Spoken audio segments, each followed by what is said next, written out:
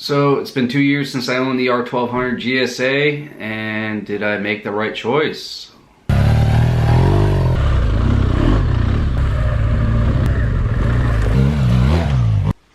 Alright, well, after 2 years of ownership, I had just a couple things that was kind of questionable about the bike itself, so I brought it down to the dealership around 600 miles. I was questioning the ESA. I was having some issues with it, just not really resetting back to normal riding. So like when I was going down the road and I would just hit a pothole, the bike would just react kind of weird. And I was definitely noticing some, I don't know, noises, I would say feelings in the foot pegs. I brought it to the dealership. I actually brought it there twice, and they basically couldn't figure out what was going on. They ran software updates, they checked everything, they said everything was normal, so I kind of just accepted for what the bike was and all that at that time.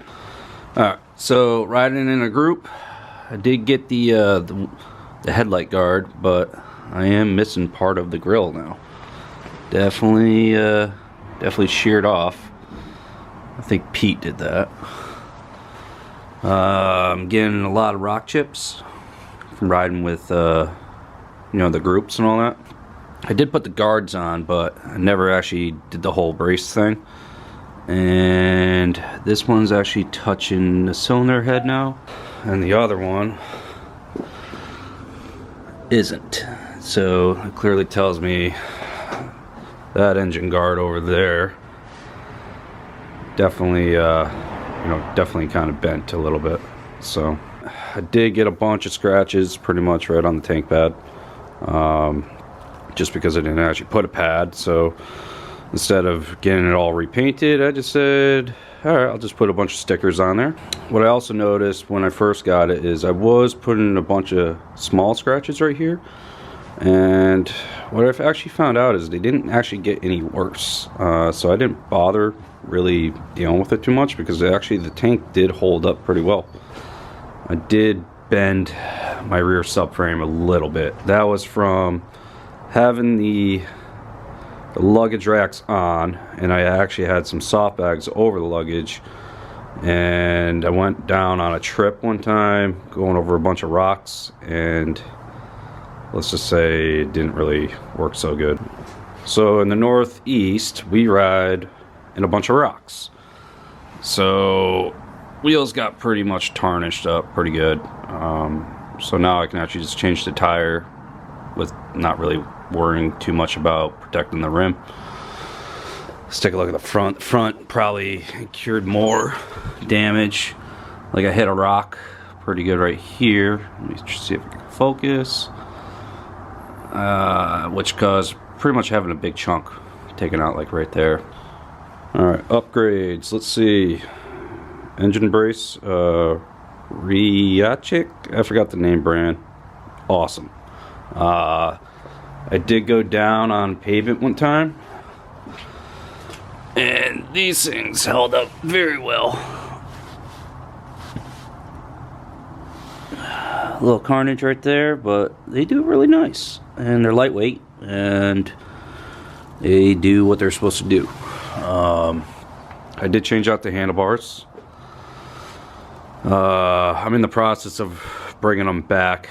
I'm just waiting for a riser to come back, and they should be pretty much set exactly where I need them to be. I did change out the mirrors, went with the ram out double take. Awesome. I mean, this bike has been down so many times and never broke a mirror. They just kind of bend out of the way, you just kind of put them back. I did pretty much, I still have my hard bags and the hard bag luggage, but I did take them off. I run this plate right here, which basically has my winch plate right there. I just like it because I kind of run the Moscow R80. Let you guys know, if you're not thinking about your suspension, you don't need to upgrade it. Since I bought the bike, I was questioning the ESA a lot. So I saved up some money and called Ted Porter from Beamer Shops, and I really wanted to delete the ESA, and went with the Tractive Extreme Shocks, front and rear. Allows me to actually get the proper sag, which is really nice because the ESA has increments of like almost a ½ inch, which was just, it would never really fine-tune what you really needed. And I have rebound, high speed and low speed compression and all that. The only way you can delete your ESA on a GSA or GS, basically it's probably the years before the auto leveling feature. So if you have the auto leveling feature, you're going to be stuck with the ESA. So you can actually get the shock, which does have ESA. I just went with non-ESA, and this is how basically I get no error codes. Is for the rears right there, and for the front is right here, and that basically tells my computer that everything is normal. Front's really nice too. I did a trip down the Pine Barrens, and it's just a world of a difference. Black Dog radiator guards. I really don't think you really need radiator guards, but you know, who really knows? I mean, I'm seeing a bunch of rock chips that I got up front, so I mean, if anything, it's just good insurance to have something there. I did went with the Black Dog skid plate, but I did bend it, which is I can't really say anything. It's probably the thickest skid plate that you can actually get, but it did bend right here, and I think it's really caused by how they had to bring this thing in and weld in this triangle. It is a weak point. My thing is I'm just going to take it off and put it in a press and straighten it back out. SW Motec, I believe their micro bag works great. The RAM mount for the phone I use is this one.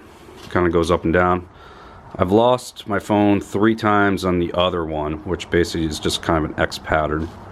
But this one, literally, I mean, once your phone's in there, the only way to get it out is you have to unclip it. Went through a bunch of tires. I finally figured out the tire that I like. Tractionator Rally Z tire. Right now, I got probably about 2,500 to 3,000 miles just on the rear. I mean, it still looks beefier than a TKC 80 stock when it's brand new. These tires are really good for off-road, and not the greatest for on-road, but you do get kind of used to it. The front is pretty nice. I mean, I definitely noticed an improvement off-road with them. But yeah, for a 17, I got about 12,000 miles on it. You know, I don't really commute with the bike. It's more of like a weekend riding kind of bike, so I average around, right now I'm averaging about 6,000 miles per year. Next year should be a little more, just because we got a couple trips planned. But man, I love this bike. It's no dirt bike, I can tell you that, but it's for traveling, anything kind of, if you have to do, you know, 300 miles of road just to go do 40 miles, 50 miles of dirt, I mean, this bike is, it's great. One thing I would just do differently is, so when I bought this bike, it actually came with the free GPS. I would say I would never buy the GPS. The phone GPS will outperform that GPS any day of the month. Yes, if you run out of cell phone service, you might be kind of out of luck, but you can find a lot cheaper GPS if you're worried about that and not spending around. I think these go for about $1,000, but I would just change this out to something else. With GSA, you automatically still get the panniers, or you still get the racks in the rear. But I would have held off on ordering hard bags to actually figure out my riding style. I do have hard bags and soft luggage. I do use both, but I am using the soft luggage a lot more just because of what I'm actually doing with the bike. But I do have a couple trips planned to go down south. So I'm in Connecticut. I'm going to be going down to South Carolina and Florida. The hard bags are actually going to be going on the bike for that, but that's going to be mostly road riding. But one thing I wish BMW would do is LEDs. All right, you know, the whole bulb thing, kind of old school. They should be upgrading these to LED. And what I wish BMW would offer is when you're riding down the highway, say you're at 50 miles an hour, and you're like, oh crap, I forgot to put my windshield up. They really need to do something a little different here, because when you're doing 60s, pushing pressure on this, and then you're trying to ramp this thing up, and it's kind of on the hard side to actually get it up when you're riding. So they kind of just figured something out, maybe like a gas assist or something. I could see them doing something like that. It would actually help out tremendously. If I could change one thing, I would have probably just ordered a GS over a GSA, but I'm stuck with the GSA. I find out that the tank is just a little, it's just a little girthy. I never actually truly fill it up unless I'm on the road, which does work out pretty well. But I mean, when I'm off-road, I mean, it's only a half tank filled up, and I do squeeze on the tank a lot, especially when things are getting kind of rough, and this tank is just a little bit on the wide side. So maybe someday I'll actually try out just a regular GS and just see what it rides like. But other than that, I'm extremely happy. So did I make the right choice? That's kind of hard to say, but I believe I did. There's a couple of reasons why. The riding style that I typically do, especially in the Northeast, so we're talking about Vermont, we're talking about Connecticut, all this other riding. I pretty much ride in that area, just I'm a weekend rider, and I go camping.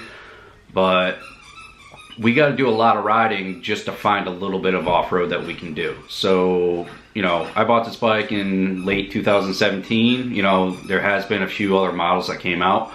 You know, like the KTM 790, that's a great bike. I mean, oh my God, I mean, I wish I kind of had one, but I still haven't seen one up in person. But even though when I find a KTM 790 in my area, I realistically don't think it would actually suit my riding style. Reason why is the riding up here is just, it's gorgeous on the road. You got a lot of good dirt roads, but you know, it's frowned upon by bringing in a big bike into the woods, especially everywhere I'm around. All the trails are pretty much, let's just say, hiking trails. So if you find yourself in there, you better be getting in and out pretty quick. And plus, I mean, my single track riding is really done on a two-stroke. I mean, there's nothing that's going to compare to a two-stroke or a four-stroke dirt bike just in the woods alone. I mean, I've ridden the F800, which was, you know, a sub 500-pound bike, and that thing was just, I mean, it was way too freaking heavy. Even 100 pounds lighter, I still think it would be too heavy for the woods. And that, I mean, the KTM, I mean, fully fueled up is 450 pounds. So realistically, there's a fine line between dirt, dual sport, and adventure motorcycling, and what I bought was an adventure touring motorcycle. So I can do most of everything, but it doesn't do anything that great. So I'm extremely happy with the purchase that I did.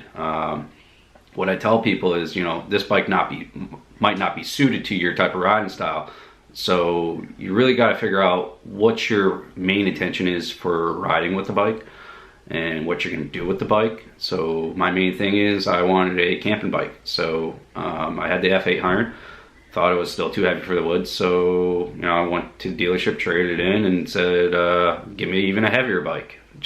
I don't know why, but something about the R1200, just the look of it looked very, I mean, I thought it was the ugliest looking bike in the world. And I want to say that it grew on me for some weird reason. I mean, it's a great bike. I love it. Not brand loyal or anything like that. I really want to try out some KTMs, like a KTM 1090 would be really fun. My friend had an 1190, which he said was thrilled, but I think he sold that, and I think his intentions is getting a 790. So hopefully this helps you guys out. You know, I'd like to hear from the comments if what your thoughts are on the R1200. You know, as an adventure touring bike, not a dual sport, as an adventure touring bike. I'd like to hear from you guys in the comments below what you guys think about it. All right, so you guys take care.